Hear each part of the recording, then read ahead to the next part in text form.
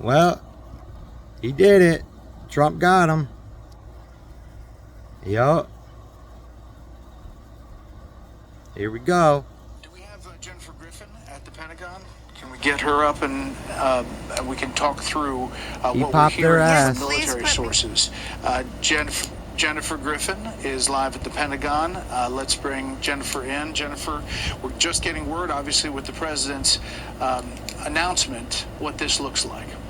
Well, Brett, we knew that there was something afoot this morning when we woke and heard that there were 6 B-2 bombers that had been seen leaving Whiteman Air Force Base last night at midnight. Well, if they had nuclear weapons, we were told they don't got it anymore. Guam. Now, Guam would have been an 18-hour flight into Iran, so it is likely that it was a different set of B-2 bombers that were used to bomb the sites, the 3 sites that the president on Truth Social.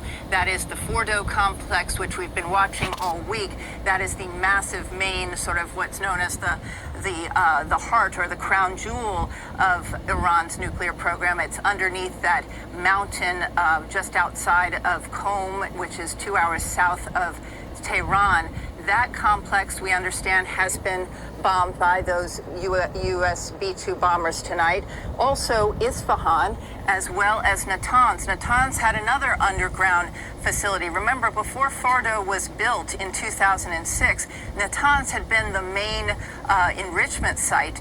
It was also built underground. Israeli jets had been targeting it in the last week, but they had not been able to penetrate underground. So those U.S. B-2 bombers, which flew out of Whiteman Air Force Base in Missouri, they would have taken out that underground facility. Natanz is interesting. You'll remember, Brett, it was the site of the Stuxnet virus, the cyber attack on those centrifuges years ago. But again, it was back up and running. And what is surprising, I think, tonight is that the president announced that it was not 1 site, but 3 underground sites and sites inside Iran's nuclear program that were struck by the U.S. Air Force tonight. Yeah, and it is something. We'll go back to that Truth Social and eventually control room if it can put it up there just so that everybody can see it on the screen. The fact that this, first of all, this announcement comes from Truth Social. This is a president who has put out a lot of announcements, big announcements through Truth Social, and this is the biggest of them, probably his biggest decision.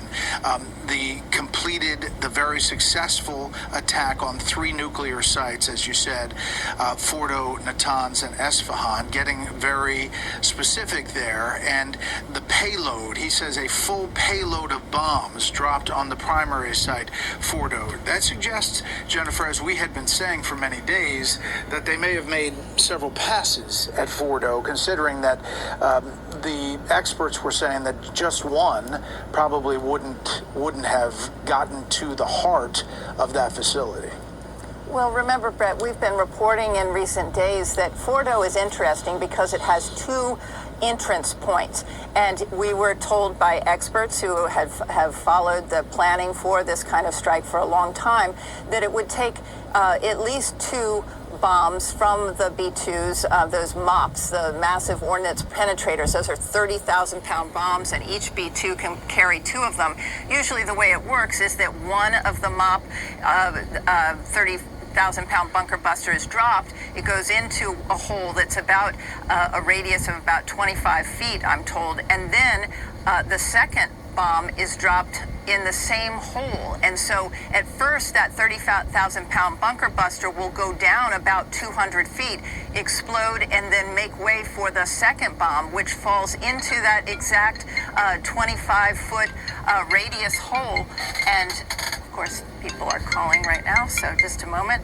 And so what's interesting about it, Brett, is that you would have had to have at least 2 B-2s, but I believe that it was likely a package of 6 B-2s that would be flying. They each had 2 MOP massive ordnance penetrators on board at the time, and they would have hit both those entrances at Fordo. The president saying that Fordo, that the complete package was struck. That is significant because that means, as you said, that it would probably be multiple passes and multiple bombs dropped there. As we get Got ready, remember they are, let's see, 7 hours ahead. They got him. He wasn't playing. So obviously he knew that they had nuclear shit there, because or else he wouldn't have struck. Because he really didn't want to strike them. So now we got to see what goes on around the world after this one. So once again, everybody be alert. Keep an eye out, because I got a feeling that more shit's gonna come. Anyways, smash that like button. Fucking subscribe. Man, that shit's crazy. Much love and respect. Peace.